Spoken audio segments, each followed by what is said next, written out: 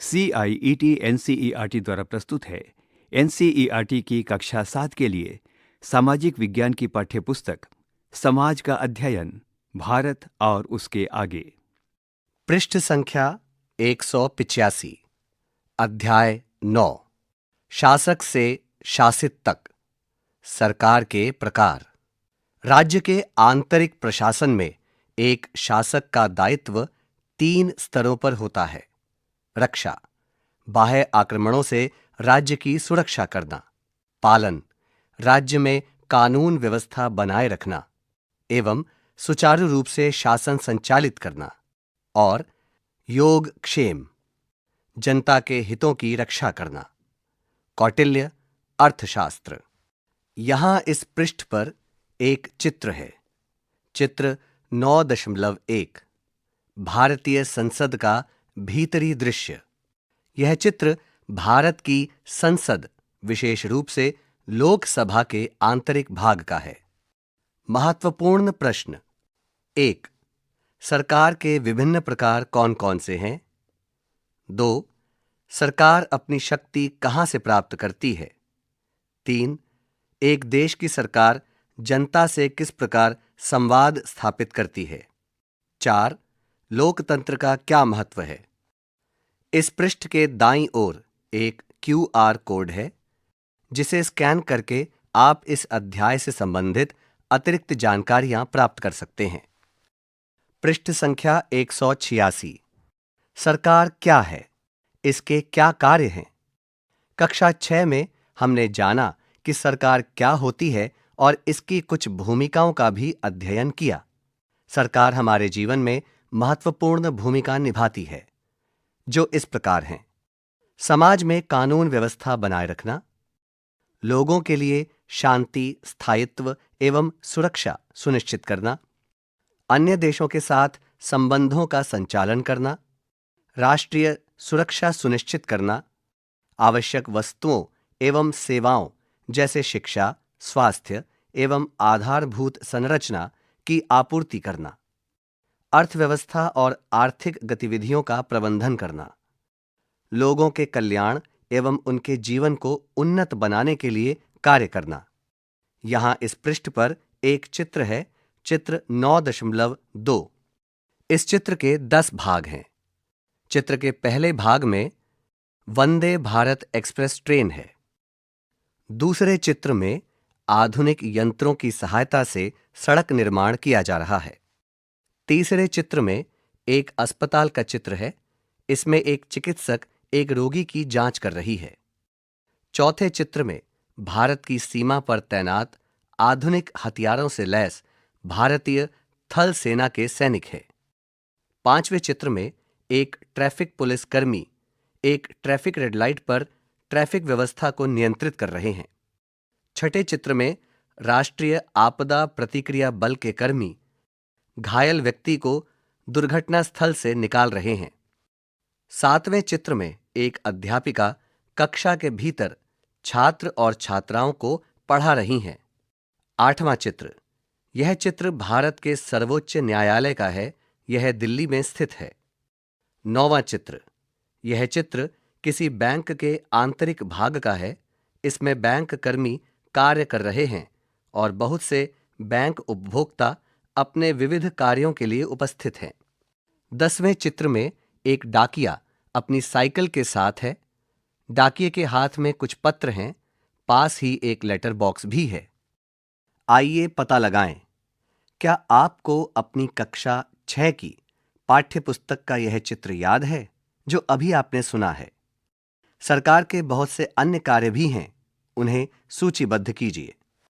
कक्षा 6 में हमने सीखा कि भारत में लोकतांत्रिक सरकार है। भारत की तरह अनेक अन्य देशों में भी लोकतांत्रिक सरकारें हैं, जबकि कुछ देशों में अन्य प्रकार की सरकारें हैं। सभी लोकतांत्रिक सरकारें भी एक जैसी नहीं होती हैं। इस अध्याय में हम सरकारों के विभिन्न प्रकारों का अध्ययन करेंगे, उनके बीच के अंतर को जानेंगे और समझेंगे कि वे किस प्रकार कार्य करती हैं। पृष्ठ संख्या 187। लोकतंत्र क्या है? जैसा कि हमने कक्षा 6 में पढ़ा, लोकतंत्र को सबसे अच्छी तरह जनता के शासन के रूप में समझा जा सकता है। इसका अर्थ है कि लोकतंत्र में शक्ति और सत्ता का स्रोत देश की जनता होती है। आइए इसे विद्यालय के एक उदाहरण से समझते हैं। लोकतंत्र संबंधी विद्यालय का उदाहरण। विद्यालयों में कई प्रकार की गतिविधियां और कार्य होते हैं जिन्हें सभी विद्यालय अनिवार्य रूप से करते हैं। विद्यालय प्रतिदिन अनेक कार्यों का प्रबंधन तो करते ही हैं, साथ ही विभिन्न गतिविधियों को सुव्यवस्थित रूप से संचालित भी करते हैं। उदाहरण के लिए समय सारणी बनाना तथा उसका अनुपालन सुनिश्चित करना, खेलकूद का आयोजन करना, मध्याह्न के समय भोजन परोसना जिसे मध्याह्न भोजन योजना कहा जाता है, बर्तन धोना, प्रार्थना सभा हेतु वक्ताओं का चयन करना तथा बस्ता रहित दिवसों के लिए गतिविधियां निर्धारित करना। इस प्रकार विद्यालयों में किए जाने वाले कार्यों की सूची बहुत लंबी है। इन कार्यों को करने के लिए प्रधानाध्यापिका को विद्यालय में एक विद्यार्थी समिति के गठन की आवश्यकता प्रतीत होती है, जिससे विद्यार्थी इन कार्यों के संचालन के लिए उपयोगी नियमों के विकास का हिस्सा बन सकें और नियमों के क्रियान्वयन में सहायता कर उनका अनुपालन सुनिश्चित कर सकें। प्रधानाध्यापिका के समक्ष अब प्रश्न यह था कि समिति के सदस्य कौन होंगे। प्रधानाध्यापिका ने प्रार्थना सभा में इस विषय पर चर्चा की। उन्होंने प्रस्ताव रखा कि अच्छा होगा यदि कुछ विद्यार्थी स्वयं से इन कार्यों का दायित्व लें, जिसके लिए एक विद्यार्थी समिति का गठन किया जाना चाहिए। यह सुनकर विद्यार्थी उत्साहित हो गए और आपस में चर्चा करने लगे। नगमा। कक्षा 12 के विद्यार्थी वरिष्ठतम हैं, हम सभी कार्यों का ध्यान रखेंगे। शोभा। लेकिन आपकी पढ़ाई तो कुछ ही महीनों में पूरी हो जाएगी, इसलिए कक्षा 11 के विद्यार्थियों को ये सभी दायित्व लेने चाहिए। गुरप्रीत। यदि केवल एक ही कक्षा के विद्यार्थी सभी दायित्व संभालेंगे तो वे अन्य कक्षाओं के समक्ष आने वाली समस्याओं को कैसे जानेंगे। यहां इस पृष्ठ पर एक कक्षा कक्ष का चित्र है जिसमें कुछ छात्र छात्राएं परस्पर चर्चा कर रहे हैं कि किस प्रकार का कार्य का दायित्व किसे लेना चाहिए। पृष्ठ संख्या 188। ऐसी रोचक स्थिति में विद्यार्थी अंततः 3 विकल्पों पर पहुंचे। विद्यालय में सभी समिति का हिस्सा बन सकते हैं और दायित्व निभा सकते हैं। प्रधानाध्यापिका स्वयं विद्यार्थियों का चयन समिति के लिए कर सकती हैं। विद्यार्थी मतदान के आधार पर अपने प्रतिनिधि का चयन कर सकते हैं, जिससे निर्वाचित प्रतिनिधि ही समिति के सदस्य बनेंगे। यहां इस वाक्य में शब्द प्रतिनिधि को विशेष रूप से उभारा गया है, जिसका अर्थ इस प्रकार दिया गया है। प्रतिनिधि वह व्यक्ति जिसे किसी अन्य व्यक्ति या समूह की ओर से कार्य करने या निर्णय लेने के लिए अधिकृत किया गया हो। आइए पता लगाएं, तीनों तरीकों में से आप सबसे अधिक प्रभावी किसे मानते हैं और क्यों।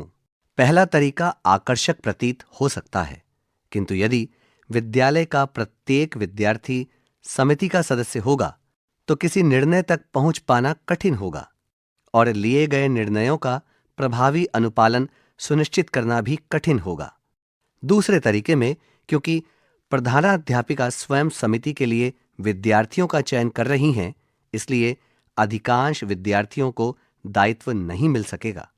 साथ ही उनके पास यह सुनिश्चित करने का भी कोई तरीका नहीं होगा कि उनकी बात सुनी जा सके, उन्हें क्या चाहिए और उनकी क्या आवश्यकताएं हैं। हालांकि तीसरे तरीके में प्रत्येक कक्षा से विद्यार्थी अपने बीच में से किसी ऐसे विद्यार्थी को अपना प्रतिनिधि चुन सकते हैं जिस पर उन्हें विश्वास हो कि वह प्रभावशाली रूप से उनकी कक्षा की आवश्यकताओं का पक्ष रख सकेगा। यह प्रतिनिधि समिति में कार्य करेगा, अर्थात विद्यार्थी समिति में प्रत्येक कक्षा से प्रतिनिधि सम्मिलित होंगे। प्रतिनिधियों के चयन और समिति के गठन की यह प्रक्रिया ही लोकतांत्रिक प्रक्रिया है। आइए विचार करें। विद्यालय का उदाहरण हमें प्रतिनिधित्व की अवधारणा और इसकी कार्यप्रणाली को समझने में सहायता करता है।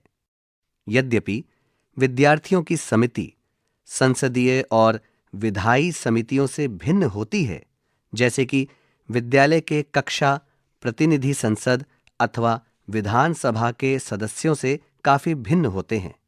ये भिन्नताएं क्या हैं? कक्षा में अपने शिक्षक के साथ चर्चा कीजिए और इन भिन्नताओं की एक सूची बनाइए। सरकार के कार्य। आरंभ में हमने चर्चा की थी कि सरकार हमारे जीवन में अनेक दायित्वों का निर्वहन करती है। उसी प्रकार विद्यालय में विद्यार्थी समिति के भी विभिन्न दायित्व होते हैं। पृष्ठ संख्या 189।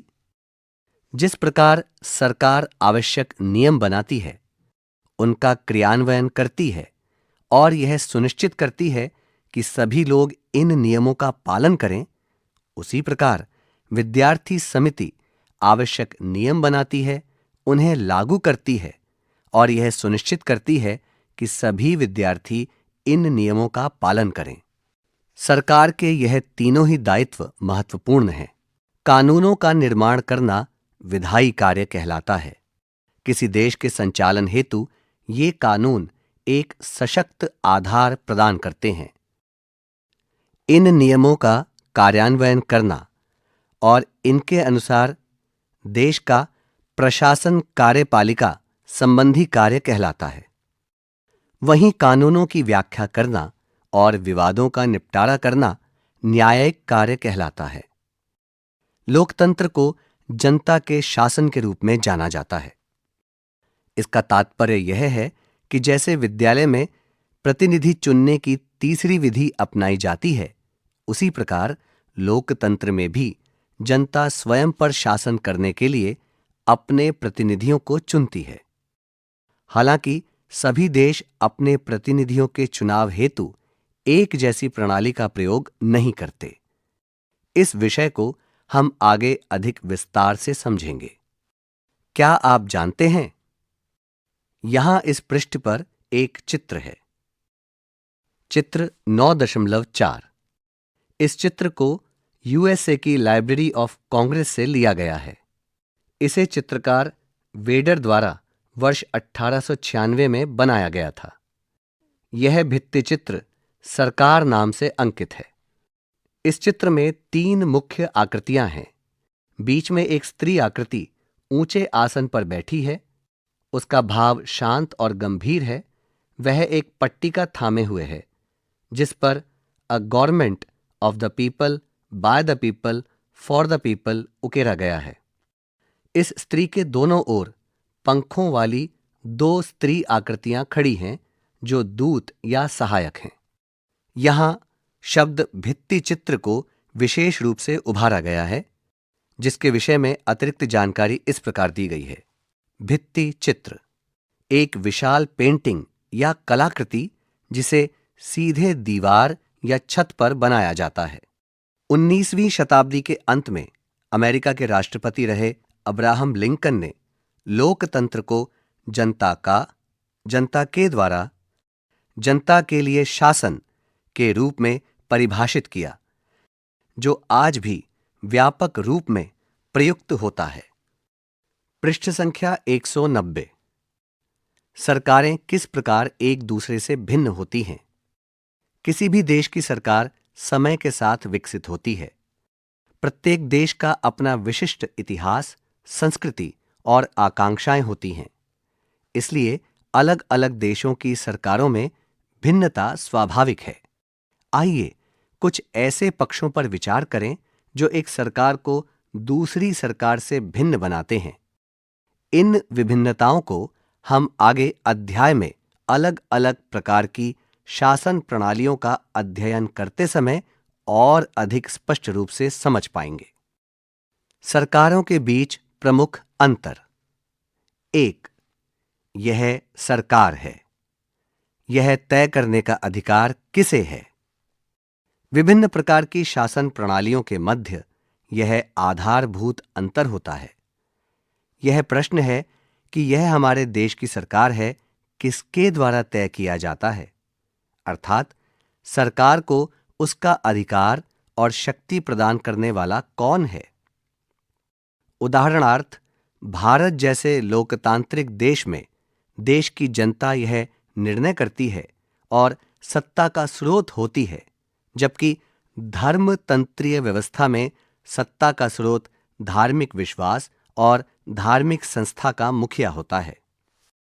2. सरकार का गठन किस प्रकार होता है? लोकतंत्र में सरकार का गठन सामान्यतः किसी न किसी प्रकार के निर्वाचन के माध्यम से होता है, जबकि जिन राजतंत्रात्मक राज्यों में राजा या रानी होते हैं, वहां सामान्यतः राज परिवार का ही कोई सदस्य शासन करता है और निर्णय लेता है कि किस प्रकार शासन किया जाए। सरकार बनाने के अन्य तरीके भी हो सकते हैं। यहां तक कि लोकतंत्रों में भी निर्वाचन की विभिन्न प्रणालियां अपनाई जा सकती है। 3. सरकार के विभिन्न अंग कौन कौन से होते हैं और वे क्या कार्य करते हैं? किसी भी सरकार के अनेक अंग होते हैं जो विभिन्न प्रकार के शासन व्यवस्थाओं में भिन्न भिन्न हो सकते हैं। उदाहरणार्थ, सरकार के 3 प्रमुख कार्य विधायी, कार्यकारी और न्यायिक एक ही संस्था या 3 अलग अलग संस्थाओं द्वारा किए जा सकते हैं। देश में शासन चलाने की व्यवस्था को एक प्रलेख में लिखित रूप दिया जा सकता है, जिसमें देश के मूलभूत नियम होते हैं। इसे संविधान कहा जाता है और यही व्यवस्था अधिकांश लोकतंत्रों में अपनाई जाती है, या फिर यह व्यवस्था राजा या रानी द्वारा तय की जा सकती है, जैसा कि राजतंत्र में होता है, जहां शासन राजा या रानी द्वारा किया जाता है। पृष्ठ संख्या 191। 4. सरकार किस उद्देश्य से कार्य कर रही है? वह कौन से लक्ष्य प्राप्त करना चाहती है? सरकारों का गठन कुछ मूल्यों या आदर्शों की प्राप्ति के लिए किया जाता है। कुछ सरकारें, जैसे भारत सरकार, समता और समस्त नागरिकों की समृद्धि के लिए कार्य करती है, जबकि कुछ अन्य प्रकार की सरकारों का उद्देश्य सीमित हो सकता है। सरकार के विभिन्न स्वरूपों में इन 4 प्रमुख पहलुओं के आधार पर भिन्नताएं पाई जाती हैं, यद्यपि अन्य प्रकार की भिन्नताएं भी संभव हैं। आइए अब हम सरकारों के कुछ विभिन्न स्वरूपों का अध्ययन करते हैं। विश्व में लोकतांत्रिक सरकारें। आधुनिक विश्व में लोकतंत्र शासन का सबसे लोकप्रिय स्वरूप बन गया है। अध्याय के इस भाग में हम यह समझेंगे कि लोकतांत्रिक सरकारें भी भिन्न प्रकार की हो सकती हैं, लेकिन इन विभिन्नताओं को जानने से पहले यह आवश्यक है कि हम लोकतंत्र के कुछ मूलभूत सिद्धांतों को समझें, जो प्रत्येक लोकतंत्र में अनिवार्य रूप से पाए जाते हैं। लोकतंत्र के मूलभूत सिद्धांत। लोकतंत्र में समानता का अर्थ है कि प्रत्येक व्यक्ति को समान व्यवहार पाने का अधिकार प्राप्त है। इसका अर्थ यह भी है कि सभी व्यक्तियों को शिक्षा और स्वास्थ्य जैसी सुविधाएं समान रूप से मिलनी चाहिए और सभी व्यक्ति कानून के समक्ष समान हैं। समानता के इस सिद्धांत के समक्ष एक चित्र है, जिसमें 2 हथेलियों के बीच एक तराजू का चित्र है। लोकतंत्र में स्वतंत्रता से तात्पर्य नागरिकों को स्वयं चयन करने और अपना मत अभिव्यक्त करने के अधिकार से है। स्वतंत्रता के इस सिद्धांत के समक्ष एक चित्र है, जिसमें 2 हाथ हैं और दोनों हाथों को हथकड़ियों से मुक्त किया गया है। यह बंधन से मुक्ति का प्रतीक है। प्रतिनिधि सहभागिता का अर्थ है कि प्रत्येक नागरिक को चुनाव के माध्यम से अपने प्रतिनिधियों को चुनने का अधिकार प्राप्त होता है। चुने गए प्रतिनिधि विधायिका का भाग बनते हैं और सरकार के विभिन्न निर्णयों में नागरिकों का प्रतिनिधित्व करते हैं। इसके समक्ष एक चित्र है। इस चित्र में विभिन्न व्यक्तियों द्वारा चुने गए प्रतिनिधियों का अंतर संबंध स्थापित हो रहा है। सार्वभौमिक वयस्क मताधिकार प्रत्येक नागरिक को निर्धारित आयु से ऊपर अपना प्रतिनिधि चुनने के लिए मतदान का अधिकार प्रदान करता है। इसके साथ ही यहाँ पर एक चित्र है जो मतदान के लिए प्रयोग होने वाले ईवीएम मशीन का है। पृष्ठ संख्या 192। नागरिकों के मौलिक अधिकार जैसे मतदान का अधिकार, अभिव्यक्ति की स्वतंत्रता का अधिकार और शोषण के विरुद्ध अधिकार सभी को लोकतंत्र में प्रदान किया जाता है और संरक्षित किया जाता है। यहाँ साथ ही एक चित्र है जिसमें अपने अधिकारों के लिए 2 हाथ उठे हुए हैं। साथ ही एक प्रपत्र है जिसका शीर्षक है राइट्स। स्वतंत्र न्यायपालिका यह सुनिश्चित करती है कि प्रत्येक व्यक्ति के मौलिक अधिकारों की रक्षा हो और नागरिकों के साथ साथ सरकार के सभी अंगों के द्वारा कानूनों का पालन हो। इसके साथ ही यहाँ एक चित्र है जिसमें न्यायालय में अनुशासन स्थापित करने के लिए न्यायाधीश द्वारा प्रयोग किए जाने वाले लकड़ी के हथौड़े का चित्र है जो न्यायालय का परिचायक है। लोकतंत्र के ये मौलिक सिद्धांत भी समय के साथ विकसित हुए हैं। उदाहरण के लिए भारत ने 1950 में गणराज्य बनने के साथ ही सभी वयस्कों को चुनाव में मतदान का अधिकार, सार्वभौमिक वयस्क मताधिकार प्रदान कर दिया था, जबकि स्विट्जरलैंड में महिलाओं को यह अधिकार 1971 में मिला। यह स्पष्ट है कि यहां दिए गए सिद्धांत एक आदर्श हैं। सभी लोकतांत्रिक व्यवस्थाएं इन आदर्शों को पूर्णतः व्यवहार में नहीं उतार पाती। फिर भी यह आवश्यक है कि सभी व्यक्ति इन आदर्शों को अपने मानस में स्थान दें तथा इन्हें लोकतांत्रिक जीवन की दिशा में प्रेरक बनाएं। लोकतांत्रिक सरकारों के विभिन्न स्वरूप। आइए अब हम विश्व भर में प्रचलित लोकतांत्रिक सरकारों के विभिन्न स्वरूपों को समझते हैं। 1. प्रत्यक्ष लोकतंत्र। प्रत्यक्ष लोकतंत्र वह व्यवस्था है जिसमें देश के सभी नागरिक शासन संबंधी सभी नियमों, नीतियों एवं कार्यों के लिए प्रत्यक्ष रूप से उत्तरदायी होते हैं और वे सभी निर्णयों में स्वयं भाग लेते हैं। वर्तमान समय में स्विट्जरलैंड जैसे देश में इस प्रकार की लोकतांत्रिक व्यवस्था अपनाई जाती है। इस शासन प्रणाली की एक सीमा यह है कि इसे व्यवहार में लागू करना अधिक कठिन है, विशेष रूप से बड़े देशों में। जैसा हम अपने विद्यालय की कहानी में समझ चुके हैं, यदि प्रत्येक विद्यार्थी समिति का भाग बनता है तो निर्णय लेना और सभी कार्यों को सुचारू रूप से संपन्न करना कठिन हो जाएगा। पृष्ठ संख्या 193। 2. प्रतिनिधि सरकार। यह लोकतांत्रिक सरकार का वह स्वरूप है जिसमें नागरिक सार्वभौमिक वयस्क मताधिकार के माध्यम से अपने प्रतिनिधियों का चुनाव करते हैं, जैसा कि भारत में होता है। इस प्रकार की लोकतांत्रिक व्यवस्था में जनता सीधे शासन नहीं करती, किंतु सरकार सदैव जनता के प्रति उत्तरदायी रहती है। चुनाव प्रतिनिधि लोकतंत्र का एक अभिन्न अंग होते हैं, जिसके माध्यम से जनता अपनी इच्छा के अनुसार सरकार में बदलाव कर सकती है। इसलिए चुनाव नियमित और निश्चित अंतराल पर आयोजित किए जाते हैं।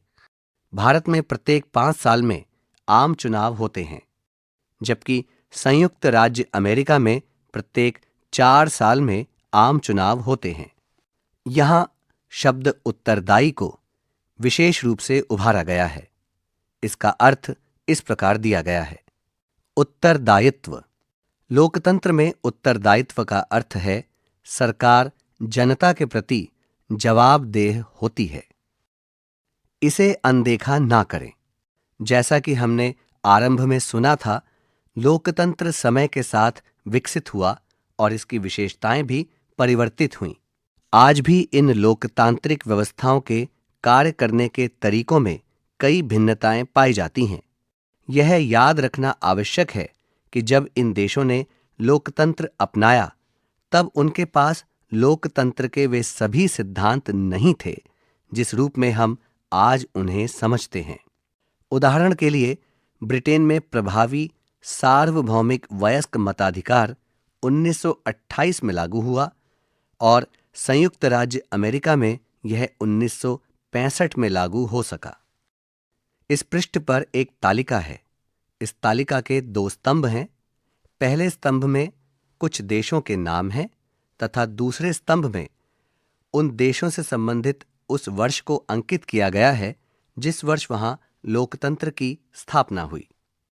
यह इस प्रकार है: देश संयुक्त राज्य अमेरिका, लोकतंत्र की स्थापना का वर्ष 1787। देश स्विट्जरलैंड, लोकतंत्र की स्थापना का वर्ष 1848। देश भारत, लोकतंत्र की स्थापना का वर्ष 1947। देश जर्मनी, लोकतंत्र की स्थापना का वर्ष 1949। देश केनिया, लोकतंत्र की स्थापना का वर्ष 1964। देश नेपाल, लोकतंत्र की स्थापना का वर्ष 2008।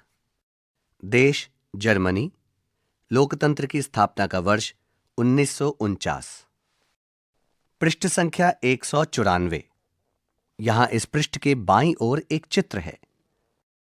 चित्र 9.5 भारत में मतदान।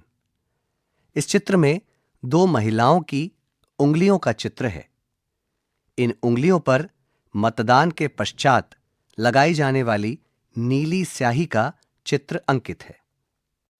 आज अधिकांश लोकतंत्र प्रतिनिधि लोकतंत्र की प्रणाली अपनाते हैं, किंतु प्रत्येक लोकतंत्र का कार्य करने का तरीका अलग अलग हो सकता है। सामान्यतः प्रतिनिधि लोकतंत्र के 2 प्रमुख स्वरूप होते हैं। क. संसदीय लोकतंत्र। इस प्रकार की सरकार में कार्यपालिका के सदस्य विधायिका का भी हिस्सा होते हैं। जैसे भारत में प्रधानमंत्री और मंत्री परिषद संसद के सदस्य भी होते हैं। मंत्री परिषद विधायिका के प्रति उत्तरदायी होती है और तब तक कार्य करती है जब तक उसे विधायिका का विश्वास प्राप्त रहता है। भारत में जब तक मंत्री परिषद को लोकसभा में विश्वास प्राप्त रहता है, वह तब तक कार्य करती है। इस प्रकार की सरकार में जनता केवल विधायिका के सदस्यों का ही निर्वाचन करती है, ना कि कार्यपालिका का। विधायिका के कुछ चयनित सदस्य ही मंत्री बनते हैं। ख. अध्यक्षीय शासन प्रणाली। इस प्रकार की शासन प्रणाली में न केवल न्यायपालिका बल्कि कार्यपालिका भी विधायिका से स्वतंत्र कार्य करती है। राष्ट्राध्यक्ष का चुनाव जनता द्वारा किया जाता है, इसलिए राष्ट्राध्यक्ष को अपना पद बनाए रखने के लिए विधायिका के समर्थन की आवश्यकता नहीं होती। लोकतांत्रिक सरकार के विभिन्न स्वरूपों की संरचनाएं अलग अलग होती हैं। आप अगले पृष्ठ की तालिका 9.1 से इन मूलभूत अंतरों को समझ सकते हैं। यहां दिए गए शब्दों से क्या तात्पर्य है? कार्यपालिका। कार्यपालिका सरकार का वह अंग है जो कानून को लागू करने के लिए उत्तरदायी होता है। इसके चुनाव की प्रक्रिया विभिन्न देशों में अलग अलग होती है। पृष्ठ संख्या 195। यहां इस पृष्ठ पर एक तालिका है। तालिका 9.1 लोकतांत्रिक सरकार के विभिन्न स्वरूप। इस तालिका का शीर्षक है लोकतांत्रिक सरकार के विभिन्न स्वरूप। इसका शीर्षक 4 भागों में है। पहला भाग है देश, दूसरा भाग है कार्यपालिका, तीसरा भाग है विधायिका और चौथा भाग है न्यायपालिका। देश भारत। कार्यपालिका प्रधानमंत्री और मंत्री परिषद। विधायिका निम्न सदन लोकसभा, उच्च सदन राज्यसभा से अधिक शक्तिशाली है। न्यायपालिका कार्यपालिका एवं विधायिका से स्वतंत्र शक्तियों का पृथक्करण। देश संयुक्त राज्य अमेरिका। कार्यपालिका राष्ट्राध्यक्ष। विधायिका उच्च सदन सीनेट, निम्न सदन प्रतिनिधि सभा से अधिक शक्तिशाली है। न्यायपालिका कार्यपालिका एवं विधायिका से स्वतंत्र शक्तियों का पृथक्करण। देश दक्षिण कोरिया। कार्यपालिका राष्ट्राध्यक्ष। विधायिका, एकल सदन, राष्ट्रीय सभा। न्यायपालिका, कार्यपालिका एवं विधायिका से स्वतंत्र शक्तियों का पृथक्करण। देश ऑस्ट्रेलिया। कार्यपालिका, प्रधानमंत्री और मंत्री परिषद। विधायिका, उच्च सदन सीनेट और निम्न सदन प्रतिनिधि सभा दोनों ही समान रूप से शक्तिशाली हैं। न्यायपालिका, कार्यपालिका एवं विधायिका से स्वतंत्र शक्तियों का पृथक्करण।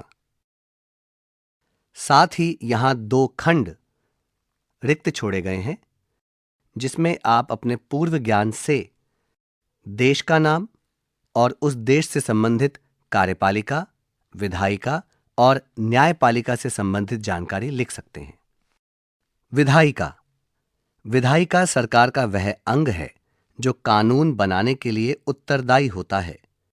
इसे अलग अलग देशों में अलग अलग नामों से जाना जाता है। भारत में इसे संसद कहा जाता है, जबकि अमेरिका में कांग्रेस कहा जाता है। अधिकांश लोकतंत्रों में इसमें 2 सदन होते हैं, उच्च सदन और निम्न सदन। पृष्ठ संख्या 196। उच्च सदन और निम्न सदन। अधिकांश देशों में निचले सदन के सदस्यों को प्रत्यक्ष मतदान के आधार पर चुना जाता है और यह सामान्यतः उच्च सदन से अधिक शक्तिशाली होता है, जिसे चुनाव या नामांकन द्वारा गठित किया जाता है। भारत में निम्न सदन लोकसभा और उच्च सदन राज्यसभा कहलाता है। शक्तियों का पृथक्करण। इसका अर्थ है कि सरकार के तीनों अंग विधायिका, कार्यपालिका और न्यायपालिका स्वतंत्र रूप से कार्य करते हैं और एक दूसरे के कार्यों में हस्तक्षेप नहीं करते। शक्तियों का पृथक्करण। इसका अर्थ है कि सरकार के तीनों अंग विधायिका, कार्यपालिका और न्यायपालिका स्वतंत्र रूप से कार्य करते हैं और एक दूसरे के कार्यों में हस्तक्षेप नहीं करते। आइए पता लगाएं। पिछले पृष्ठ पर दी गई तालिका 9.1 में देश क और देश ख के रूप में अपनी पसंद के 2 अलग अलग देशों का चयन कर रिक्त तालिका भरें। तालिका का विश्लेषण करें और इसके उदाहरणों में सभी समानताओं और भिन्नताओं पर आपस में चर्चा करें।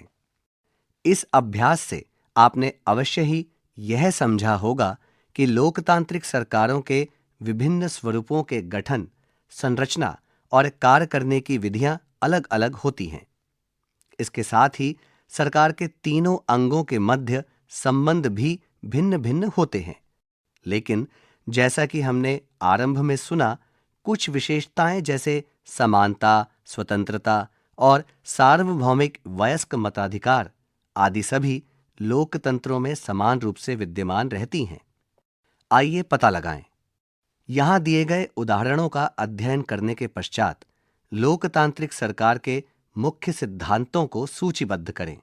अपनी समझ के आधार पर यहां दी गई गतिविधि कीजिए। आपको अपने विद्यालय में एक विद्यार्थी समिति का गठन करना है।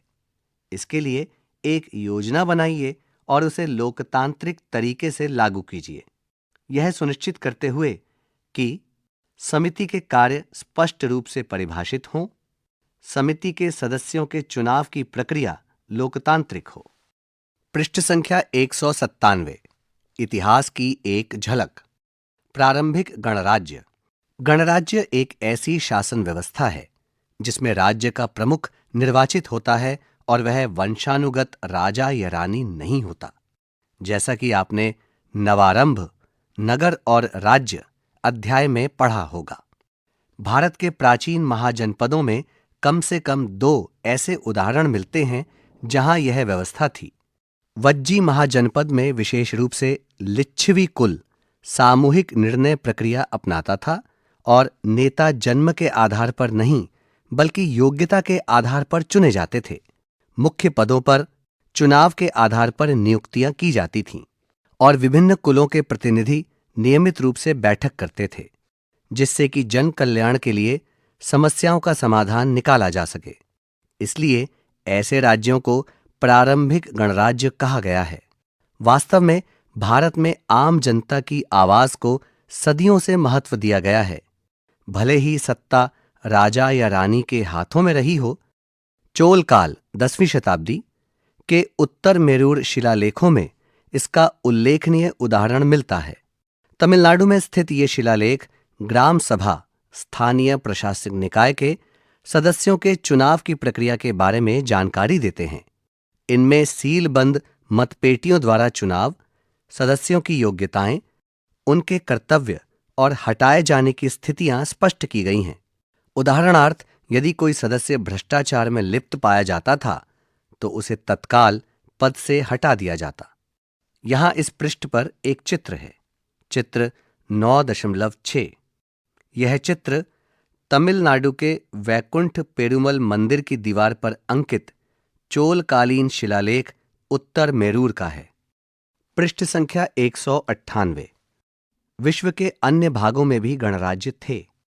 5वीं और 4वीं शताब्दी सामान्य संवत पूर्व में रोम और ग्रीस में गणराज्य प्रणाली प्रचलित थी। ग्रीस के कुछ क्षेत्रों में केवल स्वतंत्र पुरुषों को मतदान का अधिकार था, जबकि महिलाओं, श्रमिकों और दासों को यह अधिकार नहीं था। कुछ अन्य क्षेत्रों में केवल एक विशेषाधिकार प्राप्त छोटा वर्ग ही मतदान या निर्णय प्रक्रिया में भाग ले सकता था। यहां शब्द दासों को विशेष रूप से उभारा गया है। इसके विषय में अतिरिक्त जानकारी इस प्रकार दी गई है। दास वह व्यक्ति जिसे किसी अन्य के लिए काम करने और उसकी आज्ञा मानने को बाध्य किया जाता था और जिसे उस व्यक्ति की संपत्ति माना जाता था। अन्य प्रकार की सरकार। पूर्व में हमने जाना कि लोकतंत्र आज विश्व में सबसे लोकप्रिय शासन व्यवस्था है और इसके भी विभिन्न स्वरूप होते हैं। आइए अब अन्य प्रकार की शासन व्यवस्थाओं पर प्रकाश डालते हैं और उनकी मूलभूत संरचनाओं को समझते हैं। एक, राजतंत्र। जैसा हमने अतीत के चित्रपट अध्यायों में समझा है कि महाजनपदों के शासक राजा हुआ करते थे, जिन्हें सभा या समिति द्वारा मार्गदर्शन दिया जाता था। उनसे यह अपेक्षा की जाती थी कि वे इन संस्थाओं द्वारा दी गई सलाह और उनके निर्णयों को गंभीरता से लें। जैसे जैसे भारत में साम्राज्यों का निर्माण और विस्तार होता गया, राजाओं को अपार शक्ति प्राप्त होती गई। फिर भी वे शासन चलाने के लिए मंत्रिपरिषद और अधिकारियों के एक व्यापक तंत्र पर निर्भर रहते थे। अनेक बार राजा धर्म संबंधी विषयों पर विद्वानों से परामर्श लेते थे। हालांकि ऐसे भी उदाहरण हैं जहां राजाओं ने अपनी शक्ति का प्रयोग जनता को अपने अधीन करने के लिए किया। यहां अधीन करने को विशेष रूप से उभारा गया है। इसके विषय में अतिरिक्त जानकारी इस प्रकार दी गई है। अधीन करना, किसी व्यक्ति या स्थान पर बलपूर्वक नियंत्रण स्थापित करना और वहां लोगों को आज्ञा मानने के लिए बाध्य करना। विश्व के कुछ भागों में राजाओं के पास पूर्ण सत्ता होती थी। वे स्वयं कानून बनाते थे, उन्हें लागू करते थे और दंड भी निर्धारित करते थे। कुछ मामलों में तो उन्होंने यह तक दावा किया कि उन्हें ईश्वर से दिव्य शक्ति प्राप्त है। यह चित्र सांची के स्तूप का है। इसमें सांची के स्तूप की आराधना करते हुए चित्रित किया गया है। इस पृष्ठ के निचली ओर एक चित्र है, चित्र 9.7। चित्र का शीर्षक है सांची स्तूप के स्तंभ की आराधना। इस चित्र के ऊपरी भाग में एक चक्र है जिसे भारत के राष्ट्रीय चिन्ह के रूप में अपनाया गया है। पृष्ठ संख्या 199। हालांकि भारत के कई क्षेत्रों में राजा की शक्ति ना तो निरंकुश थी और ना ही आलोचना से मुक्त। उनसे यह अपेक्षा की जाती थी कि वे राजधर्म की सीमाओं में रहकर निर्णय लें। इसका अर्थ था कि वे राजधर्म के अनुसार शासन करें और सभी लोगों के कल्याण को सर्वोपरि रखें। हालांकि इस आदर्श स्थिति को सभी राजा व्यवहार में नहीं लागू कर सके। आइए विचार करें। यदि कोई राजा स्वयं को ईश्वरीय शक्तियों से युक्त मानने लगे तो क्या हो सकता है? वह अपनी प्रजा पर किस प्रकार शासन करेगा, इसे अनदेखा ना करें। यहां इस पृष्ठ के मध्य भाग में एक चित्र है, चित्र 9.8। यह चित्र 17वीं शताब्दी की राजपूतकालीन लघु चित्रकला है, जिसमें भीष्म बाणों की शैया पर लेटे हुए युधिष्ठिर को शिक्षा दे रहे हैं, जबकि श्री कृष्ण शैया के सिरहाने विराजमान होकर इस क्षण के साक्षी बने हैं। महाभारत के शांति पर्व में जब कुरुवंशीय वृद्ध और ज्ञानी भीष्म बाणों की शैया पर मृत्यु की प्रतीक्षा कर रहे थे, तब वे बड़े विस्तार से पांडवों में सबसे बड़े युधिष्ठिर को सुशासन, न्याय और राजा के नैतिक दायित्वों के विषय में उपदेश देते हैं। एक राजा केवल शासक ही नहीं होता, उसकी सबसे बड़ी प्राथमिकता अपनी प्रजा का कल्याण होता है। उसे निष्पक्ष रूप से कानूनों को लागू करना चाहिए, जिससे न्याय और समानता सुनिश्चित हो सके। उसे सत्ता से आसक्त नहीं होना चाहिए, क्योंकि इससे अहंकार और भ्रष्टाचार जन्म लेते हैं। राजा को उचित और विवेकपूर्ण निर्णय लेने के लिए विद्वान सलाहकारों की सलाह अवश्य लेनी चाहिए। उसे यह समझना चाहिए कि उसकी सत्ता अस्थायी है और वह धर्म के बंधन से बंधी हुई है। पृष्ठ संख्या 200। इस पृष्ठ के आरंभ में एक चित्र है। इस चित्र में 12वीं शताब्दी सामान्य संवत के कश्मीरी विद्वान कल्हण द्वारा रचित राज तरंगिणी से उद्धरण लिया गया है। यह उद्धरण इस प्रकार है। राजा चंद्रापीड अपनी इष्ट देवी के लिए एक मंदिर बनवाना चाहते थे, लेकिन एक हठी व्यक्ति की झोपड़ी उस स्थान पर स्थित थी जहां मंदिर बनना था। जब शिल्पकारों ने राजा से शिकायत की कि एक व्यक्ति उन्हें भूमि का नाप तक नहीं लेने दे रहा है, तो राजा ने शिल्पकारों को ही दोषी ठहराया कि तुमने पहले उस व्यक्ति से अनुमति क्यों नहीं ली। राजा ने स्वयं व्यक्ति को दरबार में बुलाया। व्यक्ति ने बताया कि उसकी झोपड़ी उसके लिए मां के समान है और राजा के लिए जितना मूल्यवान राजमहल है, उतना ही यह झोपड़ी उसके लिए मूल्यवान है। उसने कहा, किसी का घर बलपूर्वक छीन लिए जाने पर उन्हें जिस पीड़ा का अनुभव होता है, उसे केवल वही समझ सकता है जो या तो देवता होकर अपने दिव्य रथ से गिर पड़ा हो, या वह राजा हो जिसने अपना राज्य खो दिया हो।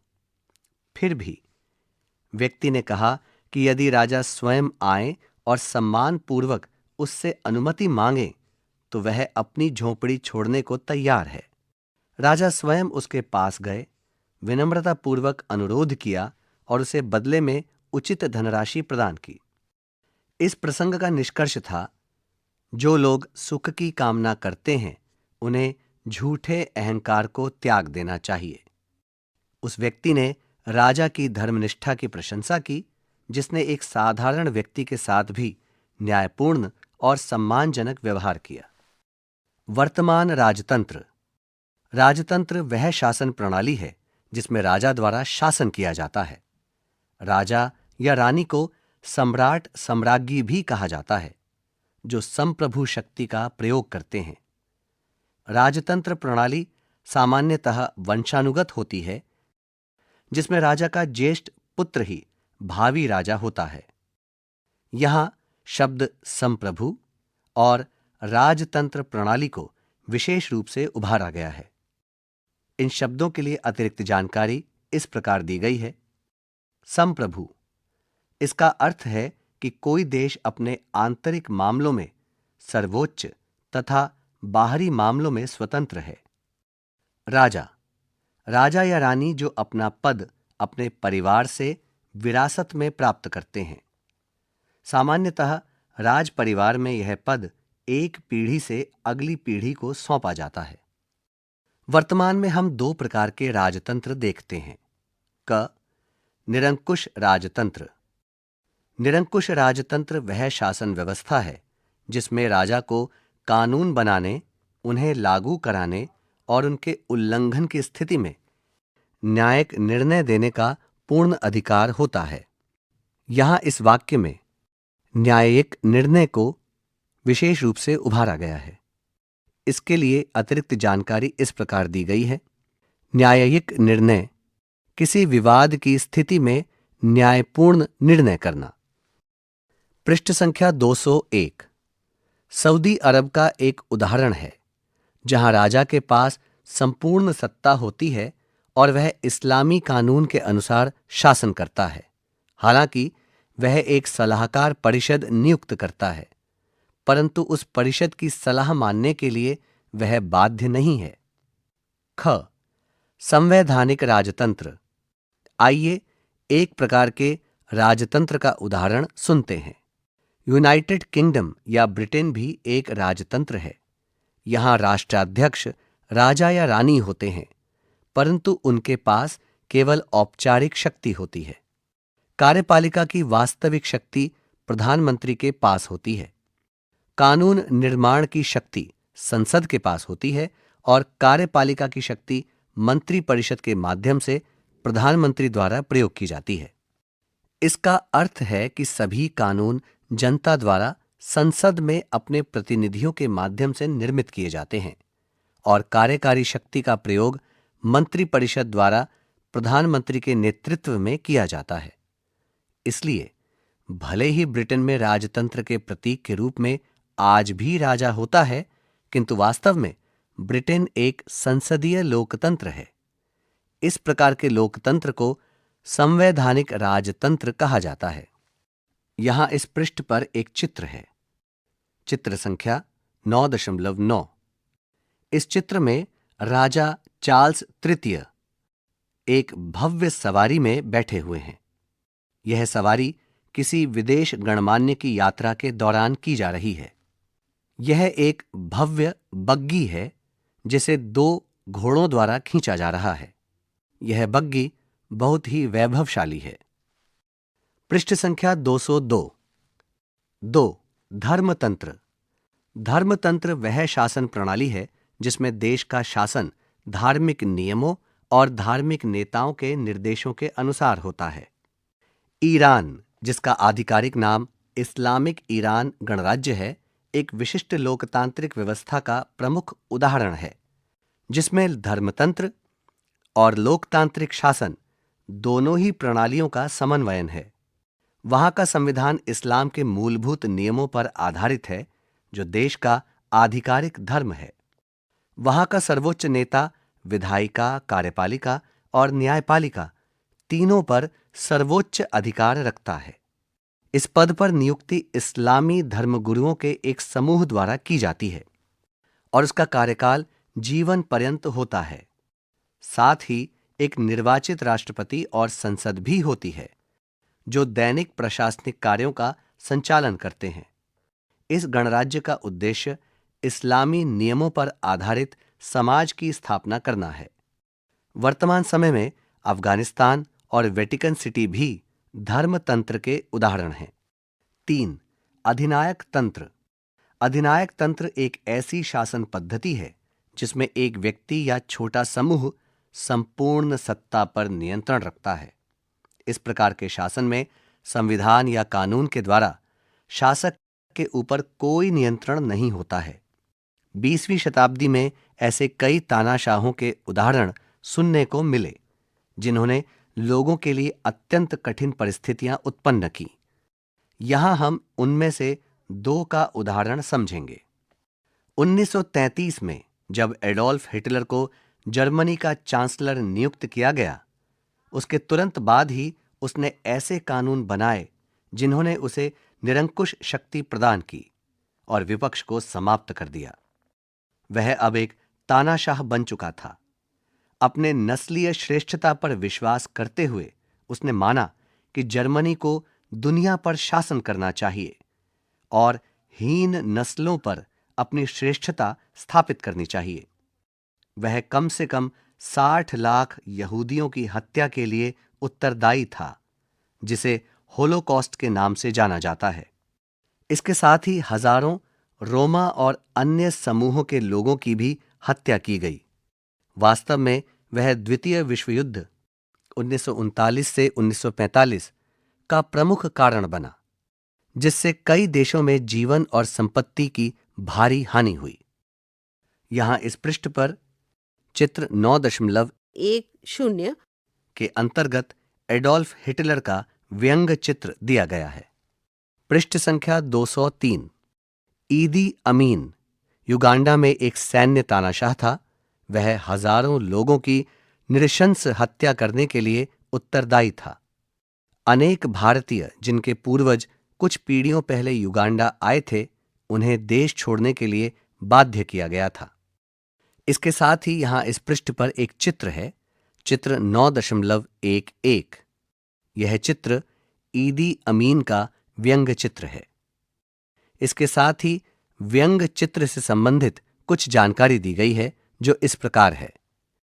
व्यंग्य चित्र एक ऐसा चित्र जिसमें किसी व्यक्ति की शारीरिक विशेषता को अत्यधिक बढ़ा चढ़ाकर चित्रित किया जाता है, जिससे वह हास्यास्पद लगे। इसे अनदेखा ना करें। रोमा या रोमानी लोग मूल रूप से घुमंतु थे। उनके भाषाई और सांस्कृतिक लक्षणों के आधार पर विद्वानों ने यह माना है कि उनका मूल स्थान भारत है। वे सबसे पहले यूरोप के पूर्वी हिस्सों में बसे, लेकिन अब वे विश्व के कई देशों में प्रवास कर चुके हैं। इसी के साथ एक चित्र है, चित्र 9.12। यह चित्र एक रोमा या रोमानी महिला का है। इस चित्र में महिला ने पारंपरिक पोशाक और आभूषण पहने हुए हैं। शेन की कहानी। शेन उत्तर कोरिया में रहता है, जहां उसके दैनिक जीवन से जुड़े हर छोटे बड़े पहलुओं के लिए सरकार द्वारा नियम निर्धारित हैं।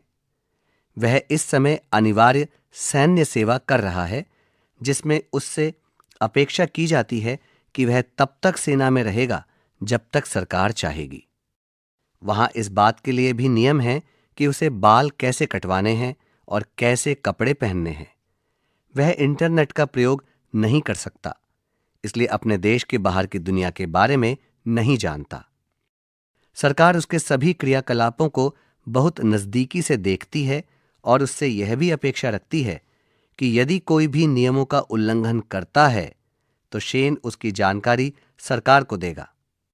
एक दिन वह एक पर्यटक से मिला, जिसने उससे पूछा, यहां तुम सभी के बाल एक जैसे क्यों बने हैं? शेन ने उत्तर दिया, हम सभी नए तरीकों से बाल बनाना चाहते हैं, लेकिन यह सरकार निर्धारित करती है हमें किस प्रकार से बाल रखने चाहिए। पृष्ठ संख्या 204। आइए पता लगाएं, क्या शेन का देश एक लोकतांत्रिक देश कहा जा सकता है? आपके विचार में शेन का दैनिक जीवन कैसा होगा? क्या आप ऐसे देश में रहना चाहेंगे? बताइए क्यों। 4. अल्पतंत्र। ओलिगार्की ग्रीक मूल का शब्द है, जहां ओलिगोस का अर्थ है कुछ और आर्को का अर्थ है शासन करना। इस प्रकार यह एक ऐसी शासन प्रणाली है जिसमें कुछ शक्तिशाली लोग या परिवार शासन करते हैं और सारे महत्वपूर्ण निर्णय वही लेते हैं।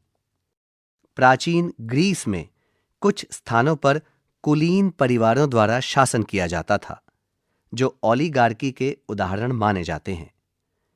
कुछ राजनीतिक टिप्पणीकारों के अनुसार आधुनिक समय में कुछ लोकतंत्रों में यह देखा गया है कि कुछ शक्तिशाली राजनेता और बड़े व्यापारिक घराने शासन पर अत्यधिक प्रभाव रखते हैं। यहां राजनीतिक टिप्पणीकारों को विशेष रूप से उभारा गया है। इससे संबंधित अतिरिक्त जानकारी इस प्रकार दी गई है। राजनीतिक टिप्पणीकार ऐसे व्यक्ति जो राजनीतिक घटनाओं का विश्लेषण करते हैं और उन पर अपनी राय व्यक्त करते हैं। यहां इस पृष्ठ पर एक चित्र है, चित्र 9.13। यह 1889 का एक व्यंग्य चित्र है, जिसमें अल्पतंत्रीय स्थिति को चित्रित किया गया है। यह चित्र जोसेफ केपलर द्वारा बनाया गया प्रसिद्ध राजनीतिक cartoon the bosses of the senate है। इस चित्र में अमेरिकी सीनेट कक्ष को चित्रित किया गया है, जिसमें औद्योगिक ट्रस्टों और एकाधिकार का प्रतिनिधित्व करने वाले विशालकाय व्यक्ति हावी हैं, जो गिल्डेड एज के दौरान राजनीति पर बड़े व्यवसाय के कथित अनुचित प्रभाव को इंगित करता है। इन बड़ी मूर्तियों के पास पैसों से भरे बैग हैं और उनके कपड़ों पर विशिष्ट ट्रस्ट के नाम लिखे हैं, जैसे स्टील बीम ट्रस्ट और ऑयल ट्रस्ट। पृष्ठ संख्या 205। आइए पता लगाएं। पिछले पृष्ठ पर दिए गए चित्र 9.13 को ध्यान से समझिए। यह चित्र 19वीं शताब्दी के उत्तरार्ध में अमेरिका की एक निर्वाचित संस्था को इंगित करता है। चित्र में बताए गए सभी लोग निर्वाचित प्रतिनिधि हैं। आप क्या समझ पा रहे हैं? चित्र के ऊपर बाईं ओर क्या है? आपके अनुसार इस निर्वाचित संस्था में निर्णय कौन ले रहा है? लोकतंत्र क्या अल्पतंत्र में बदल सकता है? लोकतंत्र को सशक्त रखने के लिए लोग क्या कर सकते हैं? लोकतंत्र क्यों महत्वपूर्ण है? विभिन्न प्रकार की सरकारें हमें बताती हैं कि लोकतंत्र ही देश में शासन व्यवस्था का एकमात्र तरीका नहीं है, किंतु अधिकतर देशों में लोकतंत्र को अन्य प्रकार की शासन व्यवस्था की तुलना में अधिक उपयुक्त माना जाता है। आइए इसे और बेहतर ढंग से समझने के लिए तुलना करें। शासन प्रणालियों के विभिन्न स्वरूपों में यहां दी गई विशेषताओं पर विचार करें और रिक्त स्थानों को हां या नहीं से भरें। यहां इस पृष्ठ पर एक तालिका दी गई है, तालिका 9.2, जिसका शीर्षक है सरकार के विभिन्न स्वरूपों की विशेषताएं। इस तालिका के 5 भाग हैं। पहले भाग का शीर्षक है विशेषताएं, दूसरे भाग का शीर्षक है लोकतंत्र, तीसरे भाग का शीर्षक है अधिनायक तंत्र, चौथे भाग का शीर्षक है निरंकुश राजतंत्र तथा 5वें भाग का शीर्षक है अल्पतंत्र। इन शीर्षकों के अंतर्गत पहली विशेषता लिखी है सार्वभौमिक वयस्क मताधिकार। इसके लिए लोकतंत्र के नीचे हां, अधिनायक तंत्र के नीचे नहीं, निरंकुश राजतंत्र के नीचे नहीं और अल्पतंत्र के नीचे नहीं लिखा गया है। अब आप कुछ विशेषताओं को ध्यान से सुनिए और उनके समक्ष उससे संबंधित लोकतंत्र, अधिनायक तंत्र, निरंकुश राजतंत्र और अल्पतंत्र के लिए हां या नहीं भरें। इसके लिए आपको रिक्त स्थान दिए गए हैं। विशेषताएं: नागरिकों के मध्य समानता, अभिव्यक्ति की स्वतंत्रता, शक्तियों का पृथक्करण, सभी नागरिकों का कल्याण तथा समृद्धि। पृष्ठ संख्या 206। आइए पता लगाएं। आपने सरकार के विभिन्न स्वरूपों की मूलभूत विशेषताएं सीखी हैं। अब अपनी कक्षा में यहां दिए गए विषयों पर एक लघु भूमिका निर्वहन रोल प्ले नाटिका प्रस्तुत करें। लोकतंत्र, राजतंत्र, अधिनायक तंत्र। इसके पश्चात विचार करें कि कौन सी शासन व्यवस्था आपको सबसे उपयुक्त लगी। आपने पूर्व में अलग अलग शासन व्यवस्थाओं के बारे में सुना है और यह भी समझा है कि एक देश की शासन व्यवस्था उसके नागरिकों के जीवन को किस प्रकार प्रभावित करती है। पिछली तालिका में हमने समझा कि नागरिकों की पसंद और अधिकारों का प्रतिनिधित्व विभिन्न शासन व्यवस्थाओं में अलग अलग होता है। वास्तविक लोकतंत्र में लोग अपना दैनिक जीवन अपने ढंग से जी सकते हैं। वे क्या बोलना चाहते हैं, क्या पहनना चाहते हैं, किस विश्वास को मानना चाहते हैं और अपनी अभिव्यक्ति कैसे करना चाहते हैं, यह सब निर्धारित करने की स्वतंत्रता उन्हें होती है, जब तक कि यह अन्य किसी के अधिकार को क्षति ना पहुंचाए। लोकतांत्रिक सरकार में लोग अपनी सरकार का चुनाव करते हैं। सरकार का यह उत्तरदायित्व होता है कि वह अपने नागरिकों के अधिकारों की रक्षा करे और उनकी मूलभूत आवश्यकताओं की पूर्ति सुनिश्चित करे। यदि सरकार अपने दायित्वों का सही ढंग से निर्वहन नहीं करती है, तो लोग चुनावों के माध्यम से अपने प्रतिनिधियों को बदल सकते हैं। इससे सरकार की कार्यप्रणाली पर निरंतर निगरानी बनी रहती है। इस प्रकार लोकतांत्रिक सरकार के मूल्य और आदर्श सभी नागरिकों की भलाई पर केंद्रित होने चाहिए। हमारा देश भी एक लोकतंत्र है और आप हमारे दैनिक जीवन में लोकतंत्र की अनेक विशेषताओं को सुन सकते हैं। इसलिए आश्चर्य नहीं है कि आज विश्व के आधे से अधिक देशों ने लोकतंत्र और लोकतांत्रिक शासन अपनाया है। हालांकि यह भी याद रखना आवश्यक है कि लोकतंत्र की भी अपनी चुनौतियां हैं। कई मुद्दे जैसे भ्रष्टाचार, आर्थिक विषमता, लोकतांत्रिक संस्थाओं पर कुछ लोगों का अत्यधिक नियंत्रण, न्यायपालिका की स्वतंत्रता का क्षरण, सूचना माध्यमों का दुरुपयोग आदि लोकतंत्र के आदर्शों को प्राप्त करने में बाधाएं बन सकते हैं। पृष्ठ संख्या 207। हम एक व्यक्ति और समाज के रूप में सजग रहकर इन समस्याओं और बाधाओं को कम करने के लिए क्या कर सकते हैं? आगे बढ़ने से पहले सरकार किसी भी देश के संचालन में महत्वपूर्ण भूमिका निभाती है। समूचे विश्व में विभिन्न प्रकार की सरकारें इन प्रश्नों के अलग अलग उत्तर देती हैं। यह सरकार है। इसे कौन निर्धारित करता है? सरकार के कौन कौन से अंग होते हैं और वे क्या कार्य करते हैं? सरकार किसके लिए कार्य करती है? सरकार को किन मूल्यों और आदर्शों का पालन करना चाहिए?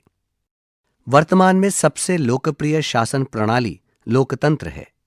विश्व भर में लोकतांत्रिक सरकारों के विभिन्न स्वरूप विद्यमान हैं, जिनमें प्रत्यक्ष लोकतंत्र और प्रतिनिधि लोकतंत्र सम्मिलित हैं। प्रतिनिधि लोकतंत्र के भी दो प्रमुख प्रकार होते हैं, अध्यक्षीय प्रणाली और संसदीय प्रणाली। भारत में संसदीय लोकतंत्र है। अन्य प्रकार की शासन व्यवस्थाओं में राजतंत्र, धर्मतंत्र, अधिनायक तंत्र और अल्पतंत्र सम्मिलित हैं।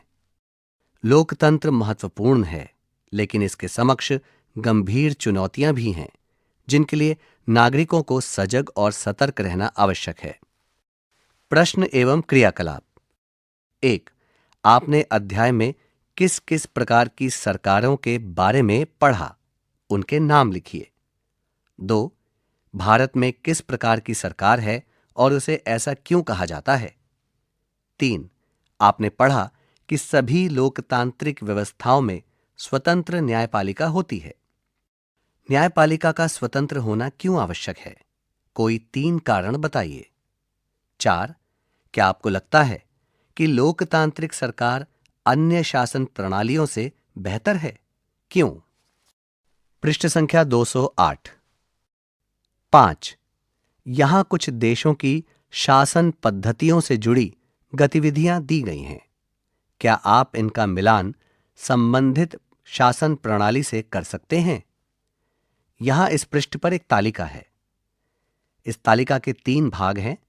पहला भाग है क्रम संख्या, दूसरा भाग है देश में प्रचलित प्रथा तथा तीसरा भाग है शासन प्रणाली। क्रम संख्या 1, सभी नागरिकों को कानून के समक्ष समान रूप से देखा जाता है। क्रम संख्या 1, देश में प्रचलित प्रथा, सभी नागरिकों को कानून के समक्ष समान रूप से देखा जाता है। 2, सरकार प्रत्येक निर्णय के लिए धार्मिक नेताओं से परामर्श करती है। 3, शासक की मृत्यु के बाद उसका पुत्र राजा बनता है। 4, शासक किसी प्रकार के संविधान का अनुपालन करने के लिए बाध्य नहीं है। वह सभी निर्णय अपनी इच्छा के अनुसार लेता है। तालिका के तीसरे भाग शासन प्रणाली में ये शब्द दिए गए हैं: अधिनायक तंत्र, राजतंत्र, लोकतंत्र, धर्मतंत्र। 6. यहां कुछ देशों के नाम दिए गए हैं। पता लगाइए इनमें कौन सी शासन व्यवस्था प्रचलित है। यहां एक तालिका दी गई है। इस तालिका के 3 भाग हैं। पहले भाग में क्रम संख्या है, दूसरे भाग में देश के नाम और तीसरे भाग में शासन प्रणाली शीर्षक है। क्रम संख्या 1 से 5 है। 5 देशों के नाम दिए गए हैं और उनके समक्ष शासन प्रणाली के लिए रिक्त स्थान दिया गया है। देशों के नाम सुनकर आप उसमें प्रचलित शासन व्यवस्था को उस देश के नाम के आगे दिए गए रिक्त स्थान में लिखिए। तालिका इस प्रकार है: क्रम संख्या 1, देश भूटान, 2, नेपाल, 3, बांग्लादेश, 4. दक्षिण अफ्रीका, 5. ब्राजील। 7. लोकतांत्रिक शासन प्रणाली में लोकतंत्र के आदर्शों और मूल्यों को प्राप्त करने में कौन सी बाधाएं आ सकती हैं? उन्हें कैसे दूर किया जा सकता है? 8. लोकतंत्र राजतंत्र और अधिनायक तंत्र से किस प्रकार भिन्न है? स्पष्ट कीजिए। यहां अध्याय 9 समाप्त होता है। धन्यवाद।